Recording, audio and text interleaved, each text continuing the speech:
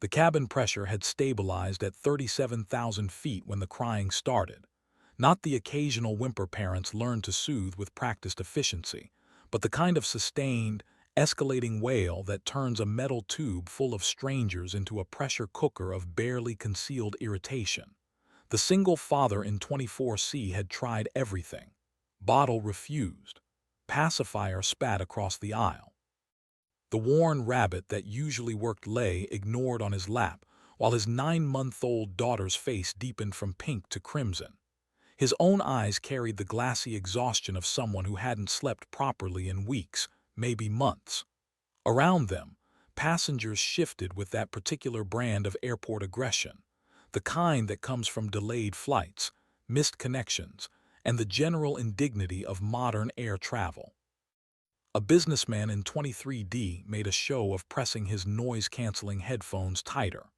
The elderly woman across the aisle pursed her lips in that universal expression of judgment that somehow communicates both. I raised 5 children, and they never acted this way.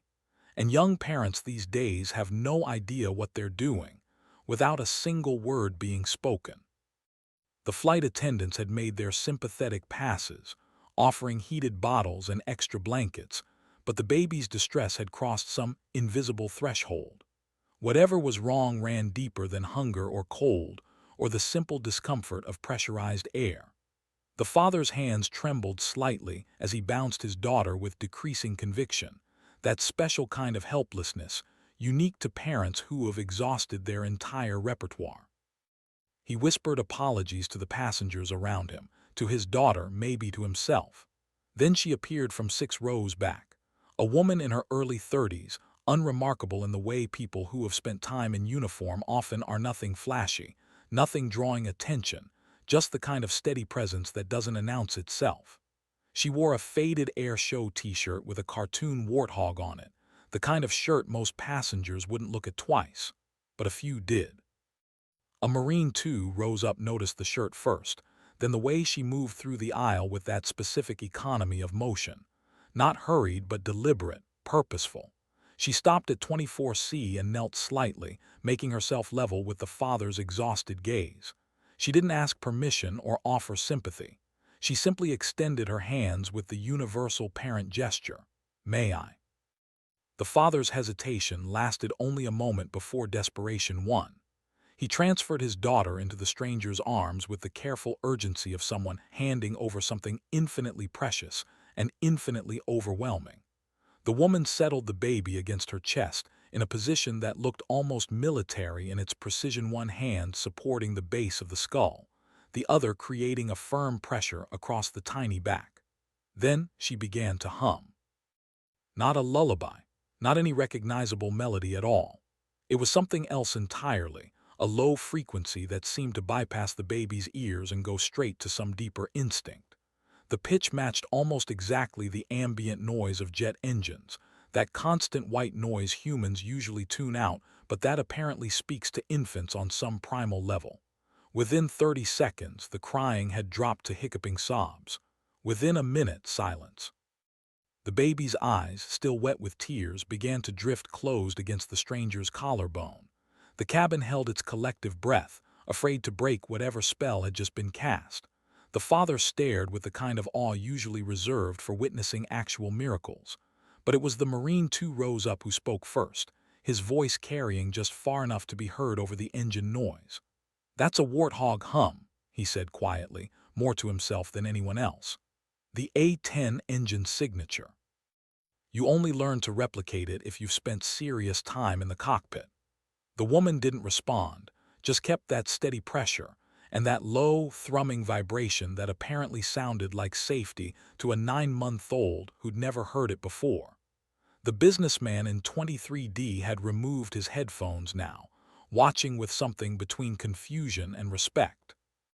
A flight attendant approached with practiced caution, the kind that comes from years of managing unpredictable situations at altitude. "Ma'am, I'm going to need you to return to your seat once the baby's settled." Her voice was professional but not unkind. The woman nodded without breaking her rhythm, still humming that strange mechanical lullaby. Another minute passed. The baby's breathing had deepened into actual sleep now, that complete surrender only infants achieve. The woman carefully transferred the child back to the father's arms, maintaining the exact position, the exact pressure. She whispered something to him, words too quiet for anyone else to hear, and he nodded with the fervent gratitude of someone who'd just been thrown a lifeline. As she moved back toward her seat, the Marine caught her eye. Something passed between them, that wordless recognition veterans share. He gave a slight nod. She returned it. By the time she'd settled back into 30B, the entire interaction had taken less than 5 minutes, but the energy in the cabin had shifted. Curiosity had replaced irritation. The elderly woman who'd been so judgmental earlier was now leaning toward her husband, whispering speculation. Two teenagers across the aisle had their phones out, recording nothing, just holding them like they'd missed their chance at something viral. The businessman was Googling something on his laptop with sudden intensity. The baby slept for the next hour, and then another. The father in 24C kept glancing back toward row 30 with an expression that cycled between relief and confusion and something approaching reverence. He tried to replicate the humming himself a few times, but couldn't quite match the frequency. Too high, too musical, too human. During the beverage service, the flight attendant who'd asked the woman to return to her seat made an unscheduled stop at 30B. She set down a small bottle of wine. The expensive kind they usually charge $15 for without a word. Just a nod of professional respect. The woman accepted it with a tired smile that suggested she'd been on the receiving end of this kind of gesture before. Somewhere over Kansas, the pilot's voice came over the intercom with the usual updates about altitude and weather and estimated arrival time. His tone was the standard-issue friendly but efficient delivery they all learned. But then he added something off-script. "Folks, I've been informed we have some special cargo in the cabin today. I want to personally thank the passenger in 30B for her service and her creative problem-solving. It's always an honor to have fellow aviators aboard." The woman in 30B visibly tensed, her hand tightening on the armrest. She didn't look up, didn't acknowledge the announcement. But around her, passengers were turning in their seats now, trying to get a look at whoever had earned that particular call-out. The Marine had fully turned around in his seat. "Which squadron?" he asked, loud enough to carry. The woman met his eyes, considered for a moment, then shook her head slightly. Not rude, just definitive. Some conversation she wasn't interested in having at 37,000 feet. He understood and turned back around, but his posture had changed. Straighter, more formal. By the time they began their descent into Denver, the story had spread through the cabin in that organic way information travels in confined spaces. Whispered speculation grew more elaborate with each retelling. She was a test pilot. She'd flown combat missions. She'd survived something dramatic enough to earn that particular 1,000-yard stare visible when the light hit her face just right. The baby in 24C woke during final approach but didn't cry. The father had apparently learned something from watching the woman's technique and managed to soothe his daughter with approximations of that low, mechanical hum. Not perfect, but close enough. When the wheels touched tarmac with that characteristic jolt and squeal, passengers broke into spontaneous applause. Partly for the pilots, partly for the smooth landing, but mostly for the woman in 30B who'd turned a miserable flight into something else entirely. She was one of the first off the plane, moving with that same efficient purposefulness. She didn't wait for thanks or questions. But the Marine did catch up with her in the jetway, his carry-on slung over one shoulder. "Roscoe," he said simply, extending his hand. "3rd Battalion, 2nd Marines, Iraq 2008. She shook his hand with a grip that confirmed everything he'd suspected. Roscoe was what ground troops called the A-10, that ugly, beloved aircraft that had saved countless lives with danger-close fire support. "Ramirez," she replied. Her voice carried the slight roughness of someone who'd spent time breathing dust and shouting over engine noise. But that was a long time ago. He wanted to ask more, which squadron, which deployments, what missions, but something in her posture suggested the conversation was over. He nodded and let her go, watching as she disappeared into the crowd flowing toward baggage claim. The single father caught up with her near Carousel 3, his daughter now contentedly chewing on that worn rabbit. "I just wanted to say thank you," he started, but she cut him off gently. "Your daughter's ears were hurting from the pressure change. The crying was pain, not fussiness. The humming provided a distraction, but what really helped was the position. It opens up the eustachian tubes. Medical thing, not a magic trick." She said it matter-of-factly, like she was explaining engine mechanics rather than accepting gratitude. "Still," he persisted, "you knew what to do when I was completely lost. How did you?" She glanced at the baby, something softening in her expression. "I spent a lot of time around scared people in metal tubes at high altitude. You learn to read distress signals. Your daughter was telling you exactly what was wrong. You just needed to speak her language." She reached out and gently adjusted the baby's position in his arms, tilting her slightly forward. "Like this. Gives her more control over equalizing the pressure. She'll cry less on the descent next time." The father nodded, committing the adjustment to memory with the desperate focus of someone who knows another flight is inevitable. "Can I ask," the pilot said, "fellow aviators, were you military?" The question hung in the air between them, loaded with all the curiosity and respect and careful navigation of potentially sensitive territory. Ramirez considered lying, deflecting, or simply walking away. She'd gotten good at all three over the years, but something about the earnest exhaustion in this man's face, the genuine gratitude, made her answer honestly. "A-10 pilot, 3 deployments, but that was 8 years ago." She delivered it the way someone might mention a previous career in accounting or retail, just facts, no drama. His eyes widened slightly. "The Warthog, that's what the Marine said. I didn't know women flew those." It wasn't said with malice, just genuine surprise. The kind of surprise Ramirez had been hearing her entire adult life.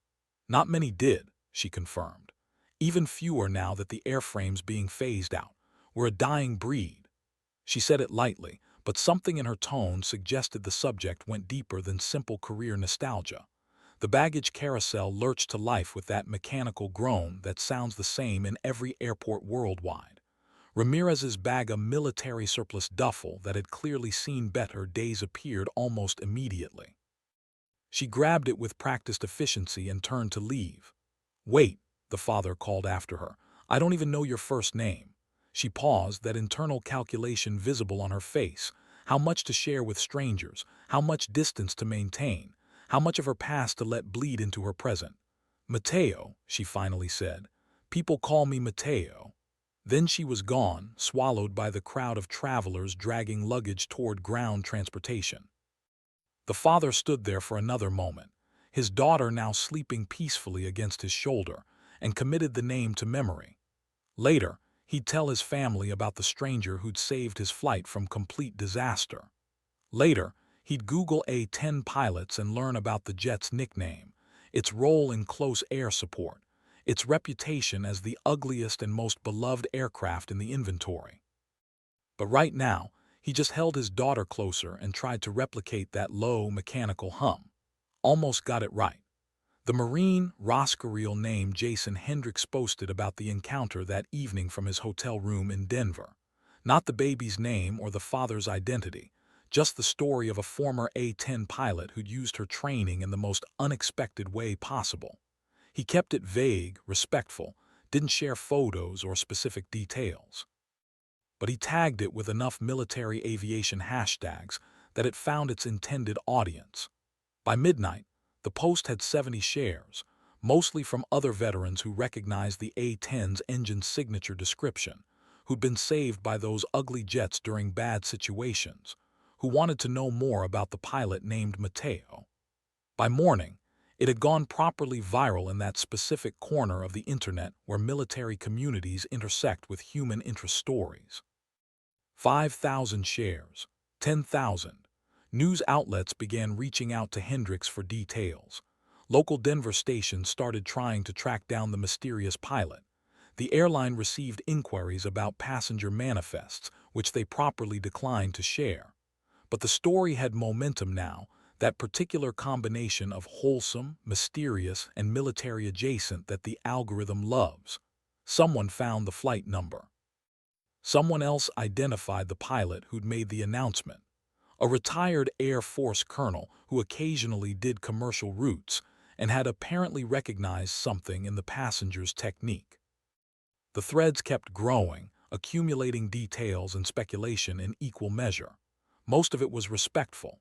Veterans sharing their own A-10 stories, the times they'd called in danger-close support and heard that distinctive engine roar that meant salvation.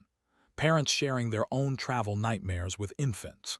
Aviation enthusiasts explaining the technical specs of the A-10's engines and why that particular frequency might soothe bobbies. But some of it crossed lines. People trying to identify her from the T-shirt description. Amateur investigators pulling passenger lists from aviation forums. The kind of well-intentioned internet detective work that feels like curiosity but edges into intrusion. By the end of the week, A-10 pilot saves baby was trending in 3 different categories. Major news networks picked it up. The story got simplified, romanticized, turned into that particular kind of heartwarming content that news producers use to end broadcasts on a positive note. They used stock footage of A-10s. They interviewed aviation experts about the unique sound of the engines.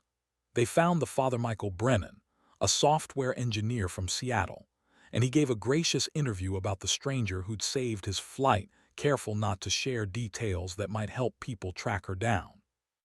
He'd seen enough of the internet to know when curiosity turned dangerous, but he did share one thing. The advice she'd given him as she'd walked away: trust yourself. You're doing better than you think. She knows you love her, even when she's crying. Those words had meant something to him in his exhaustion, coming from someone who'd clearly mastered the art of staying calm when everything around her was chaos. Mateo Ramirez saw none of this initially. She didn't have social media. Hadn't for years. The noise-to-signal ratio had gotten unbearable somewhere during her 3rd deployment, and she deleted everything during her transition back to civilian life. She lived in Durango, Colorado, 3 hours southwest of Denver, in a small house with a good view of the mountains and few neighbors. She worked as a flight instructor at the local regional airport, teaching tourists and retirees how to navigate small Cessnas through mountain terrain. Steady work, quiet work, the opposite of everything she'd done before. She'd flown into Denver for a job interview she hadn't gotten, a corporate pilot position that would have paid significantly better than instruction, but required the kind of corporate personality she couldn't quite manufacture. The flight back to Durango had been the baby incident. She'd mostly forgotten about it by the time she got home. Just another random act of practical help in a world that occasionally required such things. But her phone started blowing up 3 days later. Former squadron mates sending links. Is this you? Holy shit, Reaper, you're viral. The internet is looking for you, Reaper, her actual call sign, the one she hadn't used in 8 years. The one that came with a story she'd stopped telling. She ignored the messages initially, but they kept coming. Then her email started filling with interview requests from news outlets. Then a local news van showed up at the Durango airport asking if anyone knew the female pilot named Mateo. Her boss, a retired Navy instructor who asked few questions and respected boundaries, told them she wasn't available and wouldn't be. But the attention wasn't going away. The story had that particular staying power that comes from being genuinely wholesome while also containing just enough mystery to keep people engaged. Who was this pilot? Why did she leave service? What had she done to earn a call sign like Reaper? Because that detail had leaked too. One of her former squadron mates, in a moment of proud enthusiasm, had mentioned it in a forum. That's Reaper, best combat pilot I ever flew with, saved my life twice. And now the internet wanted to know everything. Wanted to celebrate her, wanted to know why someone that skilled was teaching basic flight instruction in rural Colorado instead of flying commercially or continuing in service. Mateo stood in her small kitchen watching the mountains turn gold in the evening light and considered her options. She could continue hiding, let the story fade, hope the internet's attention span proved as short as usual. She could embrace it, do the interviews, let people turn her into whatever symbol they needed. Or she could do something else entirely. The call came from an unexpected source. a producer from a military history YouTube channel with serious credentials, not the sensationalist kind that traded in stolen valor stories and conspiracy theories, but the kind that did deep, respectful dives into actual military history. 3 million subscribers. Documentaries that took months to research. Veterans in the comment sections praising the accuracy. "Ms. Ramirez, I understand you value your privacy," the producer said when she finally answered. "But I think there's a story here that deserves to be told properly on your terms. Not the viral clip version, the real thing. What it actually meant to be one of the few women flying the A-10 in combat. What happened that earned you that call sign? Why you left? Why you're instructing now instead of flying?" Mateo listened to the pitch, the promise of editorial control, the chance to set the record straight, to tell the truth instead of letting the internet invent it. "I don't need to be celebrated," she said finally, "and I'm not interested in being anyone's inspiration porn." The producer laughed, a genuine sound. "I don't do inspiration porn. I do accuracy. I do context. I do the messy, complicated truth of military service, which is what I think you have to offer." The silence stretched between them. Outside, the mountains were deepening into purple. Somewhere in the distance, a small plane was practicing touch-and-goes at the airport. That distinctive whine of a single-prop engine, so different from the powerful roar she used to command. What would it involve? She asked, and heard herself starting to negotiate terms that had seemed impossible 5 minutes earlier. The documentary took 3 months to produce. The producer, a former Marine journalist named Patricia Chen, proved as thorough as promised. She didn't just interview Mateo. She tracked down squadron mates, commanders, ground troops who'd been saved by danger-close fire support. She pulled declassified mission reports. She found combat footage that Mateo herself had never seen. She built a picture not of a hero, but of a skilled pilot operating in impossible circumstances with outdated equipment and institutional skepticism. The story that emerged was more complicated than the viral clip. Mateo had entered flight school at a time when the military was still figuring out how to integrate women into combat roles beyond the experimental. She'd been one of 3 women in her A-10 training class, the only one who'd finished. The airplane itself was already considered outdated by the time she'd earned her wings. The A-10 Thunderbolt, I affectionately called the Warthog, was a Cold War design built around a gun. Specifically, a 30 GAU-8 Avenger rotary cannon that fired depleted uranium rounds capable of destroying tanks. Everything else about the aircraft was essentially built to support that gun. It was ugly. It was slow. It was the exact opposite of the sleek, fast, high-tech fighters that represented the modern Air Force. But it was also uniquely suited for close air support, flying low and slow enough to provide accurate fire support for troops in contact with enemy forces. The kind of mission that saved lives on the ground but earned little glory in an Air Force that increasingly valued stealth and speed. Mateo had chosen the A-10 specifically because it was being overlooked. Because the institutional pressure was lighter in a platform everyone assumed would be retired soon. Because she believed in the mission more than the prestige. Her first deployment to Afghanistan had been uneventful by combat standards. Standard patrols, show-of-force missions, occasional fire support that mostly involved her presence rather than her weapons. The troops below appreciated the Warthog's distinctive profile and engine sound. The sight of an A-10 overhead meant help was available, but she hadn't earned her call sign yet. That came during her second deployment. Iraq, 2011. The mission that changed everything had started routine. Close air support for a Marine convoy moving through contested territory south of Baghdad. Standard procedure: fly overhead, maintain radio contact, be ready to respond if they took contact. 4 A-10s in the stack, rotating to maintain constant coverage. Mateo was number 3 in the rotation, orbiting at 8,000 feet, watching the convoy's progress through her targeting pod. The ambush happened fast. IEDs disabled the first and last vehicles in the convoy, trapping everyone in between. Then came small arms fire from multiple directions. Buildings, alleyways, rooftops, the classic L-shaped ambush, textbook insurgent tactics. The convoy commander's voice came over the radio with that particular forced calm that meant everything was going to hell. Any hog, this is Scorpion 1-6, taking effective fire from multiple positions. Request immediate close air support. Danger close. I say again, danger close. Danger close. The words that meant friendly forces were within 600 meters of where they needed ordnance, close enough that mistakes killed your own people. The lead A-10 acknowledged and rolled in first, strafing a building where muzzle flashes had been identified. The sound of the GAU-8 was distinctive even over the radio, that deep, resonant BRRRT that lasted only 2 seconds but fired 70 rounds. The return fire from that building stopped, but the ambush wasn't broken. Marines were still pinned down, still taking casualties. The second engaged another position with similar results, but the insurgents had learned from years of fighting.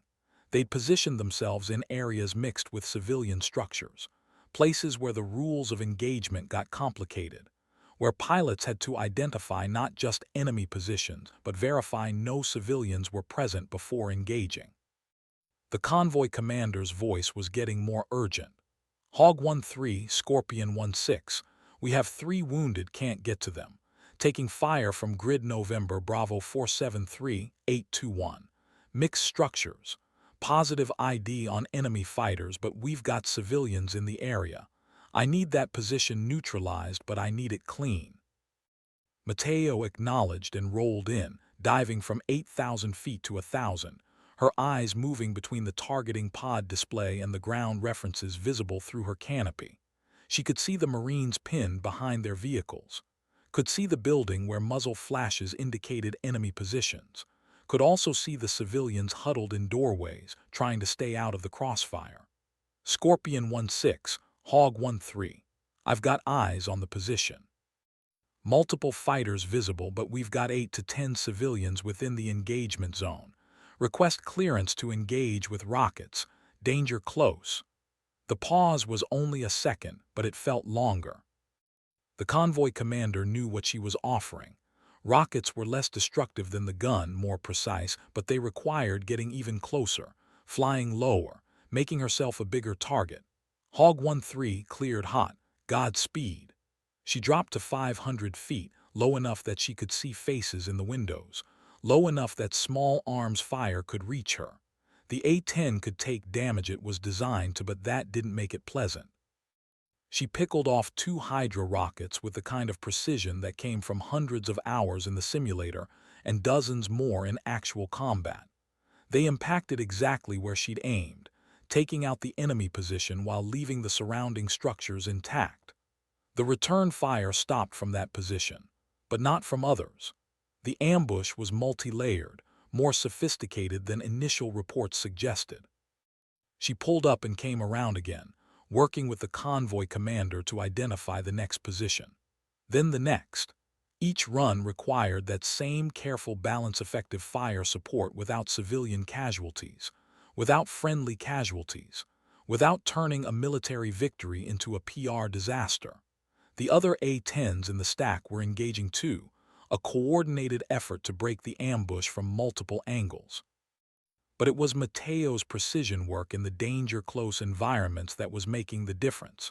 She made 7 passes total, used all her rockets and a significant portion of her 13 rounds.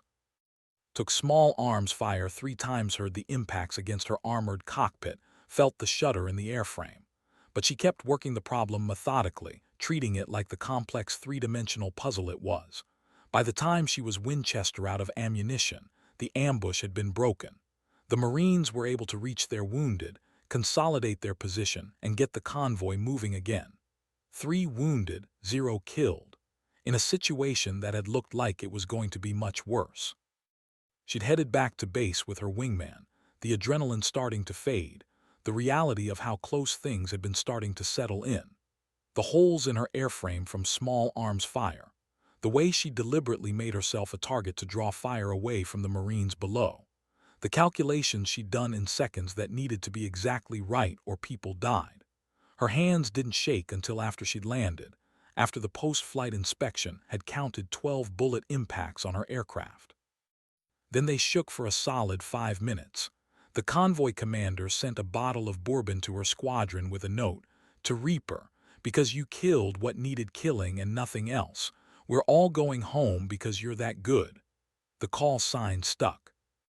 Not because she'd been particularly deadly, though the kill count from that mission was significant, but because she'd been that precise. Because she'd reaped exactly what needed reaping and nothing more. In the weird honor culture of military aviation, where call signs often commemorate your biggest mistake or most embarrassing moment, having one that actually reflected competence was rare. The documentary included interviews with 3 of the Marines from that convoy. Men who'd gone on with their lives. One was a teacher now, one worked construction, one had done 2 more deployments before getting out. They all remembered that day with the kind of clarity trauma creates. They all remembered the sound of the A-10's gun. They all remembered feeling like they were going to die until that sound meant they might live instead. "I didn't know the pilot was a woman until years later," one of them said to the camera. "Didn't matter then. Doesn't matter now. She did her job. She did it perfectly. That's what mattered." But the story didn't end with that mission. That would have been too simple, too clean. The documentary showed what came after. The recognition she'd been nominated for the Distinguished Flying Cross, though it got downgraded to an Air Medal through bureaucratic processes she still didn't fully understand. The increased scrutiny being good made you visible, and visibility brought pressure. The institutional skepticism that never fully went away. The sense that she had to be better than good because being merely good wasn't enough when you were proving women could do this job. Her 3rd deployment had been the hardest. Not because of the combat, though there'd been plenty, but because of the erosion that happens when you spend months living in a constant state of readiness. When you fly missions where people live or die based on your decisions. When you come back to a forward operating base and try to sleep and can't because your brain keeps replaying every moment, every decision, calculating what you could have done differently. When the sound of an explosion makes you reach for equipment you're not wearing. When you realize you're more comfortable in the cockpit than anywhere else because at least there the threat is external and identifiable. She'd done 3 deployments in 4 years. Standard for the op tempo at the time, but it accumulated. The documentary showed photos from each deployment, her face getting harder, her smile never frequent appearing less often, the weight loss that came from sustained stress, the way her eyes developed that particular distance veterans recognize in each other, the look that says you've seen some things and decided not to talk about them. Her squadron commander had noticed. Had pulled her aside after a particularly rough mission on her 3rd deployment and asked the question commanders have to ask. "Are you good to keep flying?" She'd said yes because what else do you say when your entire identity is built around being good at this job? When admitting struggle feels like admitting defeat? When you've spent your entire career proving you're tough enough, capable enough, resilient enough? She'd kept flying, kept being excellent, kept making the hard calls and the precise shots and the danger-close runs that saved lives. But something had shifted internally. The documentary didn't sensationalize this part. Didn't use dramatic music or try to manufacture crisis where there'd been calculation. It just showed the reality. Sustained combat operations break people down, regardless of how tough or skilled or dedicated they are. Mateo had left active duty after her 3rd deployment, taking an honorable discharge and terminal leave that got her back to the States by Christmas 2013. She'd been 29 years old. She'd logged over 800 combat hours in the A-10. She'd saved lives she'd never meet. She'd made decisions that would have crushed most people. And she'd done it all while navigating an institution that was simultaneously celebrating her as proof that integration worked while also questioning whether she was really tough enough, really skilled enough, really capable enough. The documentary showed what civilian transition looked like. Not the Hollywood version where veterans struggle dramatically or succeed spectacularly, but the reality where most people just try to figure out who they are when the structure and purpose disappears. Mateo had bounced around for 2 years, worked briefly for a defense contractor doing training simulations, good pay, but it felt hollow. Tried commercial aviation, passed all the certifications easily, but the corporate culture made her want to walk into the nearest desert and keep walking. Spent 6 months doing nothing, living off savings, hiking in the mountains around Durango, trying to figure out what came next. The flight instruction had been almost accidental. She'd been at the Durango airport watching planes take off, the way she sometimes did when the silence at home got too heavy. The chief instructor had recognized something in her posture, the way she watched the aircraft, and offered a conversation. He'd been military to Navy, flew F-14s in the first Gulf War, and he understood without needing explanation what she was looking for. "I can't offer you the adrenaline," he'd said bluntly. "Can't offer you the mission. Can't offer you the sense that what you're doing matters in any cosmic sense. But I can offer you time in the air with people who love flying but don't know how yet. And sometimes that's enough." It had been enough.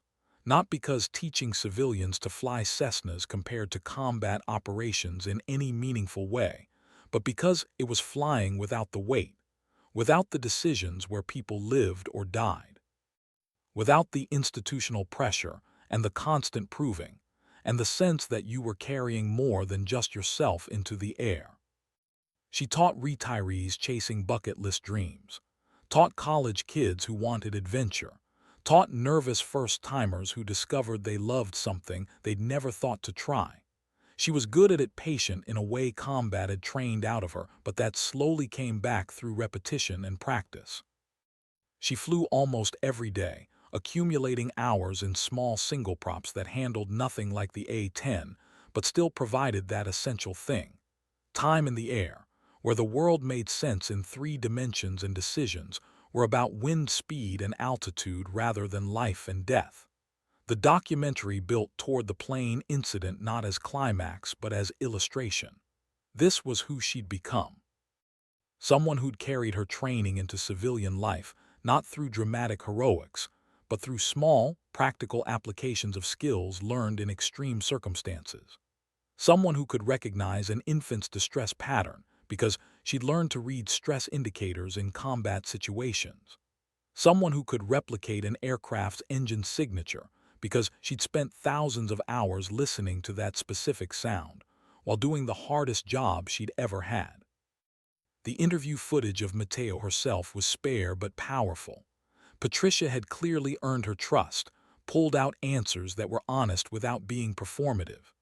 "People want to know why I left," Mateo said at one point, her hands wrapped around a coffee mug in her small kitchen, mountains visible through the window behind her.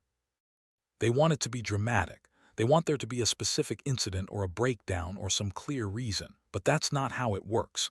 You just wake up one day and realize you've given everything you have to give, and if you stay longer, you won't be giving your best anymore.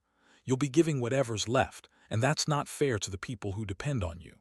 She paused, looking out at those mountains. "I loved that job. I was good at that job, but it was going to kill me, one way or another. And I decided I'd rather live."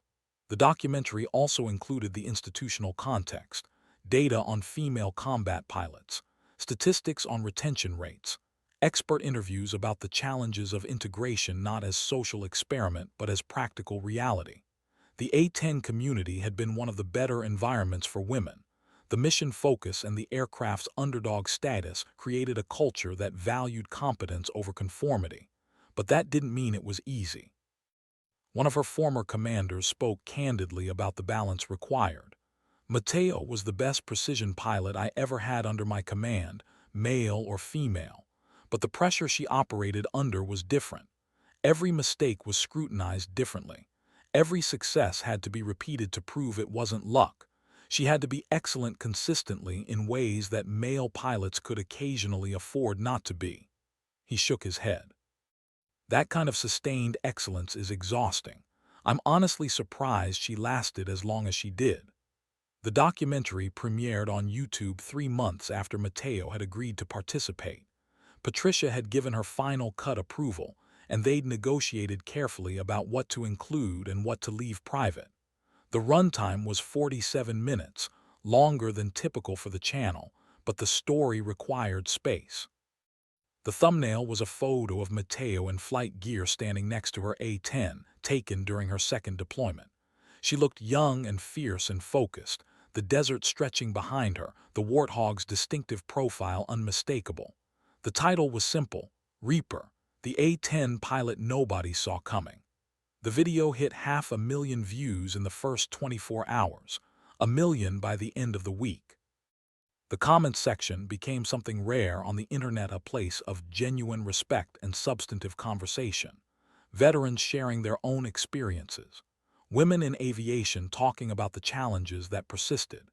Aviation enthusiasts discussing the A-10's unique capabilities.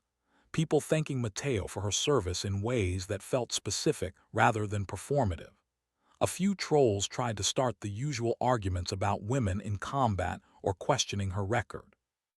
But the documentary's thoroughness had foreclosed most of those attacks. The mission reports were public record now. The interviews with ground troops she'd supported were on camera. The bullet holes in her aircraft were documented. You couldn't watch the documentary honestly and conclude she'd been anything less than exceptionally skilled at an exceptionally difficult job. The Marine from the convoy, the one who'd written the note that earned her the call, found her email through the channel and wrote a longer message. He'd started therapy 2 years earlier, working through the PTSD from that deployment and others. Watching the documentary had given him language for things he'd felt but couldn't articulate. "I spent years thinking I owed you my life," he wrote, "and I do in the literal sense. But what I'm realizing now is that you were fighting 2 battles that day, the one on the ground and the one to prove you deserved to be there, and you won both. I'm sorry the second battle had to happen at all." Mateo read the email 3 times, sitting in her small house as the sun set behind the mountains. She didn't respond immediately, needed time to figure out what to say to that kind of vulnerability, that kind of recognition. Eventually she wrote back, "We both did our jobs that day. I'm glad you're getting help. I'm glad you're still here. That's what mattered then. That's what matters now." The documentary had a secondary effect she hadn't anticipated. Job offers, a lot of them. Commercial airlines wanting the PR boost of hearing the viral pilot. Defense contractors offering twice what she'd made before. Private aviation companies promising autonomy and good pay. A production company wanting to option her life rights for a feature film. She declined them all, not out of pride or principle, but because she'd learned enough about herself to know what she actually wanted. The small house in Durango, the flight instruction. The quiet life that let her fly without the weight. The mountains turning gold every evening. The students who thought she was just another instructor until she showed them a maneuver that revealed decades of expertise compressed into seconds of precise control. She did accept one offer, a request to speak at the Air Force Academy, talking to the current generation of cadets about what combat aviation actually involved. She'd driven up to Colorado Springs on a cold March morning, nervous in a way she hadn't been nervous in years. The auditorium was full cadets, active duty personnel, some civilians from the surrounding community who'd heard about the talk. The general who introduced her kept it brief, just her name, her call sign, and a single sentence. She did the job at the highest level when it mattered most. Mateo stood at the podium looking out at all those young faces. Future pilots, future officers, future decision-makers who had no idea yet what they were signing up for. She prepared remarks, had notes, but standing there, she set them aside and just talked. About the first time she'd seen an A-10 and thought it was the ugliest aircraft she'd ever encountered. About deciding to fly it anyway because the mission mattered more than the prestige.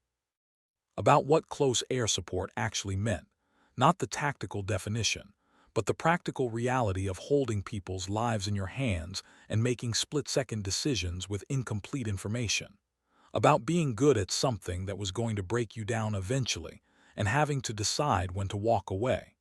About the difference between the military's needs and your own limitations.